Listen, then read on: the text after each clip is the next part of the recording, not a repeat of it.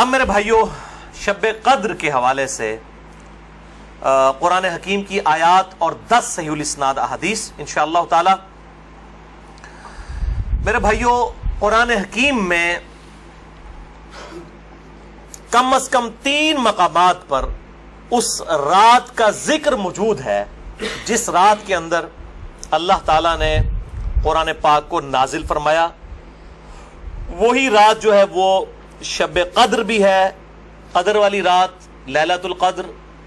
وہی برات چھٹکارے والی رات ہے. قدر تقدیر کے معنوں میں بھی لے سکتے ہیں، فیصلے کی رات. اور وہی رات لیلہ مبارکہ بھی ہے. اس حوالے سے یہ 3 آیات 3 مقامات سے سن لیجئے، اس کے بعد انشاءاللہ 10 صحیح الاسناد احادیث.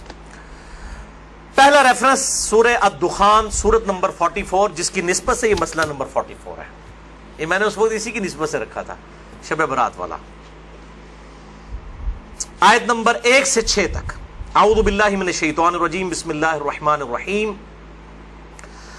حامیم والکتاب المبین انا انزلناہ فی لیلۃ مبارکۃ انا کنا منذرین فیہا یفرق کل امر حکیم امرا من عندنا انا کنا مرسلین رحمتا من ربک انہ هو السمیع العلیم.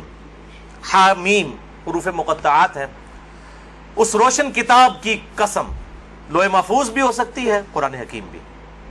بے شک ہم نے اس قرآن کو ایک مبارک رات میں نازل کیا اور ہم ہی ڈر سنانے والے ہیں آخرت کا اس کتاب کے ذریعے. اس رات میں بانٹ دیا جاتا ہے ہر اہم کام. وہ جو کہتے ہیں جی وہ شب برات میں، وہ شب قدر کے بارے میں. تمام کام ہماری طرف سے ہوتے ہیں اور ہم ہی فرشتوں کو بھیجنے والے ہوتے ہیں، یعنی اس میں فرشتے بھی نازل ہوتے ہیں. رحمت ہے تمہارے رب کی طرف سے، بے شک وہ سننے والا اور علم والا ہے. اچھا، اب ظلم یہ کیا گیا، انہوں نے کہا یہ جو ہے وہ شب برات کے بارے میں آیات ہے.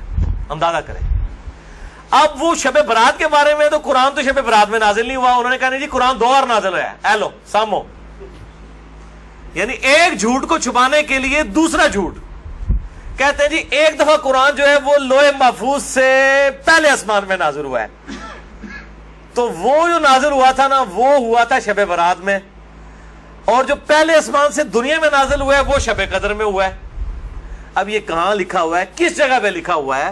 ایون جو آپ روایتیں بھی ضعیف پیش کرتے ہیں شب برات کے حوالے سے، ان میں بھی یہ موجود نہیں ہے کہ اس کے اندر قرآن نازل ہوا ہے. لیکن ایک جنہوں کہتے ہیں چھڑ دیتی ہے سنبھالو، تو بات مشہور کر دیتے ہیں، حالانکہ اس کی کوئی اصل نہیں ہوتی ہے. قرآن خود اس کی حفاظت کر رہا ہے. قرآن کہہ رہا ہے کہ ہم نے اس قرآن کو ایک بابرکت رات میں نازل کیا. اب قرآن سے پوچھیں کہ وہ رات کہاں ہے، وہ ہے اگلا ریفرنس سورۃ البقرہ آیت نمبر 185. شہر رمضان الذی انزل فیہ القرآن ھدی للناس وبینات من الھدی والفرقان.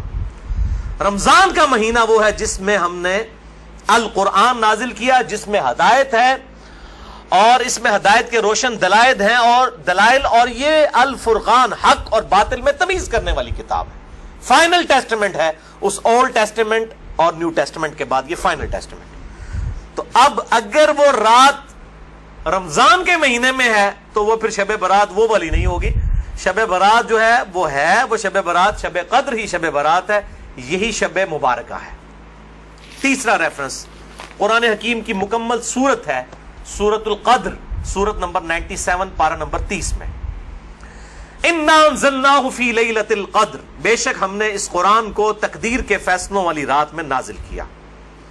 وما ادراک ما لیلۃ القدر، اور تمہیں کیا ادراک ہے، تمہیں کیا پتا کہ یہ لیلۃ القدر کیسی رات ہے.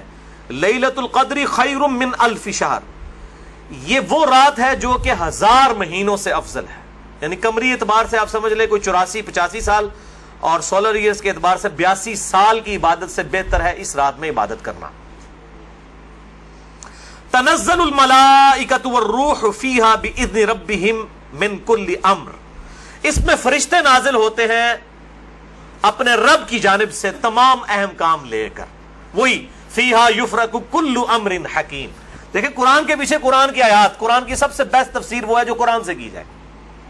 سلام، یہ رات سراپا سلامتی ہے، ہی حتی مطلع الفجر، اور یہ سلامتی ہے فجر کا وقت شروع ہونے تک، طلوع فجر تک۔ ویسے تو بخاری و مسلم کی میں نے حدیث بیان کی کہ پورا سال ہی آخری تہائی رات میں اللہ تعالیٰ کی طرف سے ندا آتی ہے، لیکن اس کی خصوصیت یہ ہے کہ مغرب کا وقت شروع ہونے سے لے کر طلوع فجر تک یہ پوری کی پوری رات اللہ تعالیٰ کی طرف سے خاص رات ہے، جس میں فرشتے نازل ہوتے ہیں، اہم کام بانٹے جاتے ہیں، تقدیر کے فیصلوں کی رات ہے۔ تو یہی شب قدر ہے، یہی شب برات ہے، یہی لیلہ مبارکہ ہے، یہ سارے کے سارے نام اسی پہ فٹ بیٹھتے ہیں۔ اب آخر میں 10 صحیح الاسناد احادیث اور 10 کی 10 جو ہیں وہ میں مشکات سے ان کے نمبرز بھی بتا دوں گا، اور بخاری اور مسلم پرائمری بکس کے نمبر نہیں بتاؤں گا، مشکات کے نمبر بتاؤں گا جو انسائکلوپیڈیا آف حدیث ہے۔ پہلی حدیث صحیح بخاری صحیح مسلم دونوں میں ہے، مشکات میں ہے 1958۔ آپ صلی اللہ علیہ وآلہ وسلم نے فرمایا جو شخص ایمان اور احتساب کے ساتھ، احتساب کہہ دیں گے آپ 3 چیزوں کو جوڑ کے، اخلاص، ثواب اور اصلاح نفس، جو ایمان اور احتساب کے ساتھ رمضان کے مہینے کے روزے رکھ لے، اللہ تعالیٰ اس کے سابقہ سارے گناہوں کی مغفرت فرما دے گا۔ اور جو ایمان اور احتساب کے ساتھ رمضان کی راتوں کا قیام کر لے، یعنی تراویح قیام اللیل کر لے، اس کے بھی سابقہ سارے گناہ معاف ہو جائیں گے۔ اور جو ایمان اور احتساب کے ساتھ لیلۃ القدر کا قیام کر لے، اس کے بھی سابقہ سارے گناہ معاف، لیکن لیکن لیکن صرف چھوٹے گناہ، کبیرہ گناہ صرف توبہ سے معاف ہوتے ہیں، چھوٹے گناہ تو آٹومیٹکلی معاف ہو جاتے ہیں نیک اعمال کرنے سے۔ اس کے ثبوت میں وہ حدیث ہے صحیح مسلم کی جو مشکات میں ہے 564۔ آپ صلی اللہ علیہ وآلہ وسلم نے فرمایا اگر کبیرہ گناہوں سے بچا جائے تو 5 نمازیں، ایک نماز سے دوسری نماز تک، ایک جمعے سے دوسرا جمعہ، اور ایک رمضان سے دوسرا رمضان، درمیان کے تمام گناہوں کا کفارہ بن جائیں گے اگر کبیرہ سے بچا جائے۔ تو نماز چھوڑنا خود ہی کبیرہ، ورنہ لوگ کہیں جی ایک رمضان ہی پڑھ لو، دوسرے رمضان وشکالی پار، کیوں؟ صحیح مسلم میں حدیث ہے، مشکات میں ہے 569 کہ بندے کے کفر اور اسلام، شرک اور اسلام کے درمیان فرق نماز ہے۔ یہ اتنا کبیرہ گناہ ہے کہ بندے کے کفر اور اسلام کا فرق ہے۔ تو جو کبیرہ گناہ کر رہا ہے نماز والا، اس کا کیسے ایک جمعے سے دوسرا جمعہ کفارہ بن سکتا ہے، یا ایک رمضان سے دوسرا رمضان کفارہ بن سکتے ہیں؟ دوسری حدیث بھی بخاری اور مسلم سے ہے، مشکات میں 2083۔ آپ صلی اللہ علیہ وآلہ وسلم نے فرمایا شب قدر کو رمضان کے آخری عشرے کی تاک راتوں میں تلاش کرو، 21ویں، 23ویں، 25ویں، 27ویں اور 29ویں۔ تیسری حدیث بھی بخاری اور مسلم سے ہے، اور مشکات میں اس کا نمبر ہے 2086۔ آپ صلی اللہ علیہ وسلم نے رمضان کا پہلا عشرہ اعتکاف کیا، پھر دوسرا عشرہ بھی اعتکاف کیا، پھر سر مبارک خیمے سے باہر نکالا اور کہا کہ میں نے پہلا عشرہ اعتکاف کیا تھا شب قدر کی تلاش میں، لیکن مجھے نہیں ملی، دوسرے میں بھی نہیں ملی۔ پھر ایک فرشتے نے آ کے مجھے خبر دی کہ اس کو آپ آخری عشرے میں تلاش کریں، اگر تم میں سے کوئی اعتکاف میرے ساتھ کرنا چاہتا ہے تو کر لے۔ اور پھر آپ صلی اللہ علیہ وآلہ وسلم نے فرمایا مجھے خواب میں وہ رات دکھا دی گئی، اور اس میں مجھے رات میں وہ خواب میں دکھائی گئی، لیکن پھر مجھے بھلا دی گئی۔ سنقرئک فلا تنسى الا ما شاء اللہ، اے نبی ہم تمہیں پڑھائیں گے، تم کبھی نہیں بھولو گے مگر جب اللہ چاہے گا۔ بھلا دی گئی، اور اس کیوں بھلائی گئی وہ آگے بخاری کی حدیث بھی آ جائے گی۔ پھر بھلا دی گئی۔ بہرحال مجھے ایک بات یاد ہے کہ اس رات صبح کے وقت جب میں فجر کی نماز پڑھ رہا ہوں گا تو میرے ماتھے پر کیچڑ کا نشان ہوگا، یہ آپ کو خواب میں دکھایا گیا۔ اور اسی حدیث میں الفاظ ہیں کہ 21ویں رات جب آئی، یعنی 20ویں اور 21ویں روزے کی درمیانی رات، اس میں جب آپ نے 21ویں روزے کی جب فجر پڑھی تو اس رات کافی بارش ہوئی، مسجد نبوی کی چھت ٹپکنے لگی، اور ظاہر ہے کہ قالین وغیرہ تو نہیں ہوتے تھے، مٹی پہ ہی نماز پڑھی جاتی تھی، یہی افضل ہے۔ لہٰذا اہل تشیع کا پارشلی مقدمہ اس حوالے سے مضبوط ہے کہ مٹی پہ ہی سجدہ ہونا چاہیے۔ تو بہرحال آپ صلی اللہ علیہ وآلہ وسلم کے ماتھے پر مٹی کا نشان پڑ گیا۔ صحابہ کہتے ہیں جب نماز کے بعد آپ صلی اللہ علیہ وسلم جب رخ انور صحابہ کی طرف کرتے تھے تو انہوں نے دیکھا کہ آپ صلی اللہ علیہ وآلہ وسلم کے ماتھے پر مٹی کا نشان ہے، تو صحابہ کو پتہ چلا اچھا آج شب قدر تھی۔ اچھا اب آپ دیکھیں کہ یہ نہیں ہے کہ کوئی شے نظر آ جاتی ہے، ورنہ صحابہ کو بھی نظر آئی، آپ صلی اللہ علیہ وسلم کو بھی کوئی چیز نظر نہیں آئی. اور یہاں اتنا مشہور کیا، کہتے ہیں جی سمندر کا پانی میٹھا ہو جاتا ہے، اور ایک کوڑ مارنے چھڑ دو. ہوں ماڈرن دور جے کسی گورے نے سن لی نا گل، اور جناب بہ جائے گا رمضان دا پورا مہینے روزانہ دا ایک ٹیسٹ لے گا اور کہے گا 10واں کس داڑے جناب شاید نال میٹھا ہوتا ہے سمندر دا پانی. جس سارے درخت سجدے میں گر پڑتے ہیں، بھائی ہم سی سی ٹی وی کیمرے لگا لیتے ہیں، پتہ لگ جائے گا کس وقت گرتے ہیں. یہ سب جھوٹ ہے، کسی روایت کے اندر موجود نہیں ہے. بس صرف آپ نے قیام کرنا ہے رات کا، کوئی ایک رات اس میں ہوگی. اسی لیے دیکھیں یہ فکس بھی نہیں کر کے بتائی گئی کہ فلاں ہے، کہا کہ 5 ہیں، 21ویں 23ویں 27ویں 25ویں 27ویں اور 29ویں. چوتھی حدیث صحیح مسلم سے عبداللہ بن انیس کی، مشکات میں 2087. اس میں بھی یہ پورا واقعہ ہے، لیکن اس میں الفاظ یہ ہیں، اب دوسرے صحابی کہتے ہیں کہ وہ 23ویں شب تھی. ابو سعید خدری کہہ رہے ہیں وہ 21ویں تھی کیچڑ والی، اور عبداللہ ابن انیس کہہ رہے ہیں وہ 23ویں تھی. لیکن یہی دو اختلاف آ گئے. تو وہ 21ویں بھی ہو سکتی ہے، 23ویں بھی، 25ویں بھی، 27ویں بھی. اور اس کی حکمت کیا ہے بدلنے کی میں بعد میں بتاتا ہوں. تو یہ شب قدر کے حوالے سے ایک دعا بھی بڑی مشہور ہے، اللہم انک عفو تحب العفو فاعف عنی. یہ روایت مشکات میں بھی موجود ہے 2091 اور جامع ترمذی اور سنن ابن ماجہ میں موجود ہے، لیکن یہ روایت منقطع ہے. وہ تابعی جو ہے عبداللہ بن بریدہ، اس کا سماع اما عائشہ سے ثابت نہیں ہے. شیخ البانی سے حسن درجے تک پہنچاتے ہیں. بہرحال دعا کے بارے میں میرا موقف یہ ہے، چاہے کوئی ضعیف روایت بھی ہو، اگر کوئی دعا کے طور پہ اسے کر لے تو میں اس کے اوپر کوئی فتوی والا معاملہ نہیں کرتا. امام دارقطنی نے بھی یہ بات لکھی ہے کہ یہ منقطع روایت ہے. اللہم انک عفو تحب العفو فاعف عنی. 5ویں حدیث صحیح مسلم سے ہے، مشکات میں ہے 2088. سیدنا ابی ابن کعب کو کسی نے بتایا کہ عبداللہ ابن مسعود کہتے ہیں رضی اللہ تعالیٰ عنہ کہ جو شخص روزانہ آخری پہر جاگے گا تہجد کے وقت تو وہ شب قدر پا لے گا. اب یہ دیکھیں کہ روزانہ جو جاگے گا ظاہر وہ پا ہی لے گا. عبداللہ ابن مسعود کی جب یہ بات پہنچی ابی ابن کعب تک تو انہوں نے کہا اللہ تعالیٰ ہمارے بھائی پہ جو ہے وہ رحم فرمائے. انہوں نے شاید یہ بات اس لیے کہی کہ لوگ صرف اکتفا ہی نہ کر لیں رمضان کے قیام پہ ہی، اس لیے انہوں نے یہ بات کی ہوگی، ورنہ ہمارے بھائی عبداللہ ابن مسعود کو یہ بات خوب پتہ ہے کہ شب قدر جو ہے یہ رمضان کے آخری عشرے میں آتی ہے. اور پھر انہوں نے کہا کہ میں اللہ کی قسم اٹھاتا ہوں کہ شب قدر جو ہے وہ 27ویں رات ہے. اور تابعی کہتے ہیں کہ انشاءاللہ کے بغیر قسم کھائی، کیونکہ اگر آپ انشاءاللہ کے ساتھ قسم کھائیں نا تو وہ قسم ڈاؤٹ فل ہوتی ہے کہ اگر اللہ نے چاہا تو. انشاءاللہ کے بغیر قسم کھائی جاتی ہے تو کنفرم ہوتا ہے کہ وہ بات ڈیفینیٹ کر رہا ہے، کرنے والا واقعی قسم کھا رہا ہے. تو پھر پوچھا گیا آپ کو کیسے پتا ہے کہ 27ویں ہے؟ انہوں نے کہا اس لیے کہ آپ صلی اللہ علیہ وآلہ وسلم نے ہمیں نشانی بتائی ہے کہ اس رات جب سورج صبح کے وقت طلوع ہوتا ہے تو بغیر شعاؤں کے ہوتا ہے، یعنی بالکل ٹکیاں نکلتی ہے. اور ویسے تو عموماً ویسے بھی ٹکیاں نکلتی ہے، لیکن وہ شاید زیادہ دیر تک کے لیے ٹکیاں رہتی ہے. اب حالانکہ باقی روایتوں کے اندر 21ویں 23ویں بھی آیا ہے، اور یہ قسم اٹھا کے 27ویں، تو اس سے مراد پھر تطبیق یہ ہوگی کہ جو انہوں نے پائی ہے وہ اس سال 27ویں کو آئی ہوگی، ورنہ تو یہ بدلتی رہتی ہے. 6ٹھی حدیث صحیح بخاری سے ہے، مشکات میں 2095 کہ آپ صلی اللہ علیہ وآلہ وسلم شب قدر کا دن بتانے کے لیے کہ آپ کون سی رات کو یہ آئے گی باہر تشریف لائے تو 2 مسلمان آپس میں جھگڑ رہے تھے. یہ جھگڑنے کی نحوست دیکھیں. آپ صلی اللہ علیہ وسلم بھول گئے اور آپ نے فرمایا کہ مجھے اللہ نے بتائی تھی وہ رات لیکن پھر مجھے بھلا دی گئی، سنقرئک فلا تنسى الا ما شاء اللہ.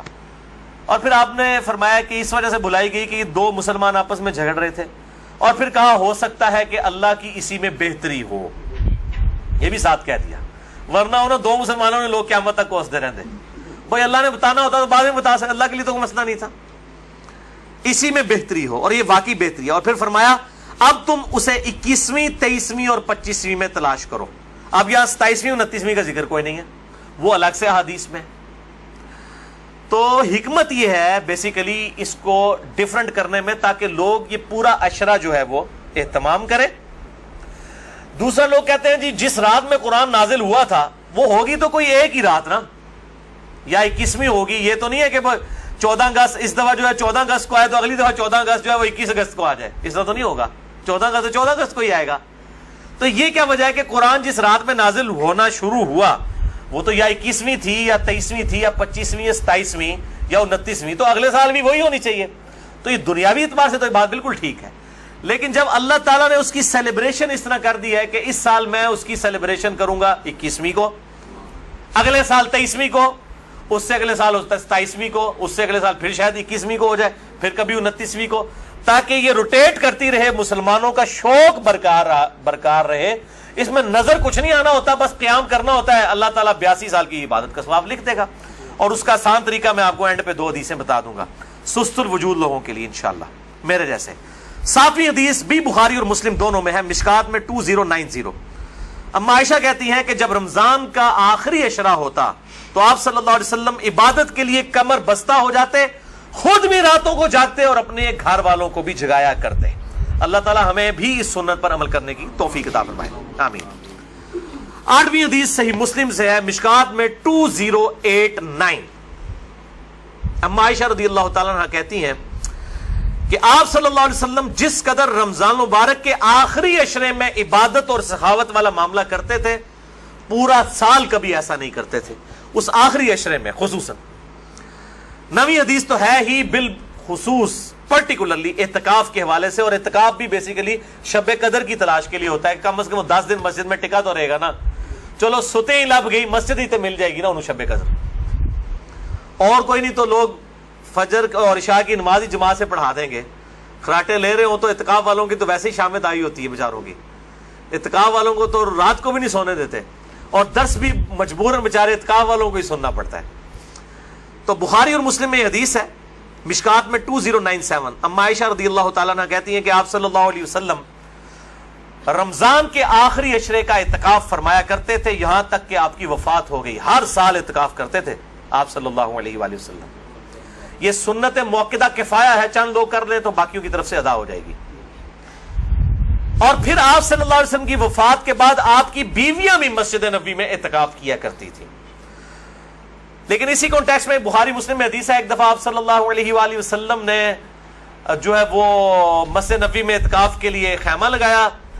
کسی ایک بیوی نے آ کے خیمہ لگایا, پھر دوسری نے بھی وہ سوکن والا سلسلہ کرتے کرتے کئی خیمے لگے. آپ نے ساروں کے کھڑوا کے اپنا بھی کھڑوا دیا. اس سال آپ نے اعتکاف ہی نہیں کیا. پھر آپ نے اگلے سال صحیح بخاری میں آتا ہے 20 دن کا اعتکاف کیا, اور وہ آپ کا آخری سال تھا. تو آپ نے اعتکاف ہی نہیں کیا کہ یہ یعنی اللہ کی رضا کی خاطر اعتکاف کیا جائے, نہ کہ میری وجہ سے کہ میرے ساتھ ایک بیوی اعتکاف بیٹھی ہے پھر دوسری بھی, سب کے خیمے. اس سے یہ بات پتہ چلی کہ مسجد نبوی میں اعتکاف عورتیں کیا کرتی تھی, اور مسجد میں اعتکاف آج بھی مسجد نبوی میں اور بیت اللہ شریف میں اعتکاف ہوتا ہے. بل اس حوالے سے میرا موقف تھوڑا اب لینیٹ ہو چکا ہے. اب جو پرفتن دور ہے جس کے اندر یہ موبائل کیمرے اور ویڈیوز اور سیکیورٹی تقریباً ختم ہو چکی ہے مسجدوں کی, اس صورتحال میں اگر عورتیں گھروں میں اعتکاف کر لیں تو اجتہاداً اس میں بھی کوئی حرج نہیں ہے, کیونکہ مسجدیں جو ہے آج کل عورتوں کے اعتکاف کے اعتبار سے خطرے سے خالی نہیں ہے. جیسا کہ یہ موبائل فون ہے, اور لوگوں کی اگلے دن بھی اخبار میں خبر آئی تھی, وہ تصویر کسی کی چڑھا دی, اس طریقے سے اس عورت نے خودکشی کر لی. اس قسم کے واقعات ہوتے ہیں. لہٰذا اس میں میرے خیال ہے حدیث جو سختی کرتے ہیں وہ نہیں کرنی چاہیے. حنفیوں کا موقف مجھے مضبوط لگتا ہے, خصوصاً اس دور کے اعتبار سے. میں حرام نہیں کہہ رہا, مسجد میں بیٹھنا بہتر ہے, مسجد نبوی شریف میں جہاں پہ سیکیورٹی ہے بیٹھیں, لیکن ہمارے ملک کے اندر میں نہیں سمجھتا کہ سوائے چند ایک جگہوں کے اس طرح کی سیکیورٹی اویلیبل ہو. جہاں پہ ہو ضرور کریں. لیکن عورت نفلی روزہ اور اعتکاف اپنے خاوند کی مرضی کے بغیر نہیں کر سکتی, ذرا یہ ذہن میں رکھیے گا.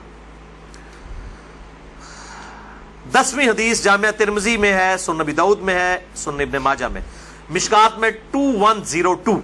انس ابن مالک کا بیان ہے کہ آپ صلی اللہ علیہ وسلم رمضان کے آخری 10 دن میں اعتکاف فرمایا کرتے تھے, لیکن ایک سال نہ کر سکے تو اگلے سال 20 دن کا اعتکاف فرمایا. وہ ایک سال وہ بیویوں کی وجہ سے ہی نہیں کیا. اور صحیح بخاری میں 2099 نمبر حدیث ہے کہ جس سال آپ کی وفات ہوئی یہ 20 دن والا اعتکاف آپ صلی اللہ علیہ وآلہ وسلم نے اس سال کیا تھا جس سال آپ کی وفات ہوئی. اور اس بخاری کی حدیث میں الفاظ ہیں کہ اس سال پھر جبرائیل علیہ السلام کے ساتھ 2 دفعہ دورہ قرآن کیا. اور بخاری مسلم میں آتا ہے نا جو سیدہ فاطمہ کے کان میں ایک بات کہی تھی کہ اس سال میرے ساتھ 2 دفعہ دورہ کیا جبریل نے، مجھے لگتا ہے کہ میری موت کا وقت قریب آ چکا ہے، تو وہ رو پڑی، اور پھر ایک اور بات کہی کہ تم جنتی عورتوں کی سردار ہو، تو وہ مسکرا پڑی۔ تو آپ صلی اللہ علیہ وآلہ وسلم کے ساتھ اس آخری اعتکاف میں 2 دفعہ دورہ قرآن حضرت جبرائیل نے کیا، الحمدللہ۔ یہ تلک عشرۃ کاملہ 10 پوری ہوئیں۔ اب آخری 2 حدیثیں شارٹ کٹ گفٹ کے طور پر شب قدر کا آسان قیام پانے کے لیے۔ پہلی حدیث صحیح مسلم سے ہے 1491 اور مشکات میں بھی ہے 630۔ سیدنا عثمان ابن عفان رضی اللہ تعالیٰ عنہ علیہ السلام کہتے ہیں کہ نبی صلی اللہ علیہ وآلہ وسلم نے فرمایا، جس شخص نے عشاء کی نماز جماعت سے پڑھ لی گویا اس نے آدھی رات کا قیام کیا، اور پھر جس نے فجر کی نماز بھی جماعت سے پڑھ لی گویا اس نے پوری رات کا قیام کیا۔ اللہ اکبر کبیرہ والحمدللہ کثیرہ وسبحان اللہ بکرۃ واصیلہ۔ اور یار ایسے کر سکتے ہیں نا کہ رمضان کے آخری عشرے میں پورے عشرہ کر لو تو جفت آگدہ بھی رولا بن جاتا ہے اتنے چاند دی وجہ نہ، پورا رمضان ہی اہتمام کریں، پورا سال ہی اہتمام کریں، فجر اور عشاء جماعت کے ساتھ، اور کوئی رکعت فوت نہ ہو۔ اگر ایک رکعت بھی فوت ہوگی تو وہ پاکستانی انڈیا بنگلہ دیش والی جماعت ہے، اللہ کے حضور وہ جماعت نہیں لکھی جاتی۔ جماعت اسی صورت میں ہے کہ آپ کی 4 کی 4 رکعتیں امام کے ساتھ ہو، سلام امام کے ساتھ آپ پھیریں گے، تو یعنی امام کے رکوع میں جانے سے پہلے آپ قیام کی حالت میں اس کے ساتھ مل جائیں سورہ فاتحہ پڑھ کے، تو آپ کو وہ 4 رکعتیں ملیں گی، اور فجر کی 2 رکعتیں اس صورت میں۔ تو عشاء کی نماز آدھا قیام اور فجر کی بھی، اور رمضان میں تو ویسے ہی اٹھنا ہوتا ہے، بڑا آسان ہے الحمدللہ۔ دوسری حدیث جامعہ ترمذی میں ہے 806، سنن ابن ماجہ میں 1327، ترمذی میں 806۔ یہ واحد حدیث ہے آج کے پورے لیکچر میں جو مشکات میں موجود نہیں ہے، میں نے ترمذی اور ابن ماجہ کا نمبر بتا دیا۔ ابو ذر غفاری رضی اللہ تعالیٰ عنہ کہتے ہیں کہ نبی صلی اللہ علیہ وسلم نے فرمایا، جو شخص امام کے ساتھ قیام اللیل کر لے رمضان میں یہاں تک کہ امام سلام پھیر کر فارغ ہو جائے، یعنی تراویح پڑھانے کے بعد، تو اسے پوری رات کے قیام کا ثواب ملے گا۔ اگر کوئی اکیلا تراویح پڑھتا ہے اس کے لیے فضیلت نہیں ہے، یہ جو امام کے ساتھ تراویح پڑھ لینا عشاء کے ساتھ ہی، اس کو پوری رات کے قیام کا ثواب ملے گا۔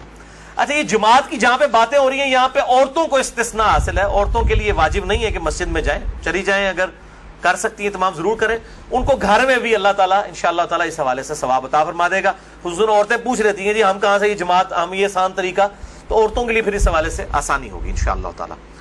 تو قیام اللیل اور تراویح کے حوالے سے مسئلہ نمبر میرا 20 ہے، وطر کے حوالے سے مسئلہ نمبر 130 ہے، اور آج انشاءاللہ یہ نیو 44 شب قدر شب برات کے حوالے سے ریکارڈڈ ہو گیا اللہ کے فضل سے۔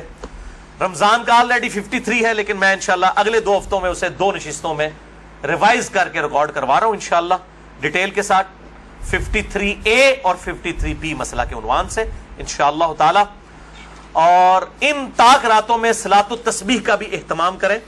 ڈیٹیل کے لیے مسئلہ نمبر ہے 91 میرا صلاۃ التسبیح کے اوپر، اب وہ آپ ضرور دیکھیں، کیونکہ صلاۃ التسبیح بہت بڑی عبادت ہے، تو قیام کرنا ہی ہے۔ اعتکاف والے لوگ ویسے ہی گپے مارتے رہیں اور جناب وہ فیس بک پہ بیٹھے رہیں، اس سے بہتر ہے کہ کم از کم ہر طاق رات میں صلاۃ التسبیح کا اہتمام کریں، جماعت کے ساتھ نہیں، انڈیویجول لیول کے اوپر۔ نفلی نماز جو ہے وہ جماعت کے ساتھ، اگر بغیر دعوت کے کبھی کبھار ہو جائے وہ الگ بات ہے، وہ ثابت ہے، بخاری مسلم سے ثابت ہے، لیکن یہ جس طریقے سے اشتہار بازی کی ہوتی ہے کہ فلاں مسجد میں صلاۃ التسبیح کی جماعت اتنے بجے ادا کی جائے گی، یہ چیز ٹھیک نہیں ہے۔ اگر بغیر اعلانیہ ہو، اعتکاف والے بیٹھے ہیں، اچانک ایک بندہ آگے ہوتا ہے، پیچھے لوگ نیت کر لیتے ہیں، اس کا جواز بخاری مسلم سے موجود ہے۔ میں نے اس کے اوپر جو ہے وہ اپنی جو کوسچن آنسر سیشن تھے، مسئلہ نمبر 110 ABCDEFGH، اس کے اندر میں نے یہ بیان بھی کیا ہے الحمدللہ۔ اللہ تعالیٰ سے دعا ہے جو حق بات میں نے کہی اللہ تعالیٰ ہمارے دلوں میں راسخ فرمائے، اگر جذبات میں میرے منہ سے کوئی غلط بات نکل گئی تو اللہ تعالیٰ ہمارے دلوں سے معاف کر دے، ہمیں کتاب و سنت کی تعلیمات پر عمل کر کے دوسرے بھائیوں تک پہنچانے کی توفیق عطا فرمائے۔ سبحانک اللہم و بحمدک، اشہد ان لا الہ الا انت، استغفرک و اتوب الیک، وما علینا الا البلاغ المبین۔ جزاکم اللہ خیرا۔